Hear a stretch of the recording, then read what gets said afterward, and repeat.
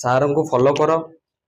First of ଆगे देख sir ଗୋଟେ step ଗଲେ ତମେ ତାଙ୍କ ସହିତ କରିଦେବ। ଫାଷ୍ଟ ଅଫ୍ ଆगे देख कि ସାର୍ ଏଇ ଷ୍ଟେପ୍ ଟା ଯୋଉଟା ଯୋଉ ଯେକୌଣସି ଷ୍ଟେପ୍ କରୁଛ ସାର୍ ଧର କରୁଛନ୍ତି ତମେ ତାକୁ ଦେଖ। ଯୋଉଟା ନ ବୁଝିପାରୁଛ ସାର୍ ଙ୍କୁ ପଚାର, ବାର ବାର ପଚାର, 1000 ଥର ବି ପଚାରିଲେ ସାର୍ କହିପାରିବେ। ବୁଝିପାରିଲେ ନା?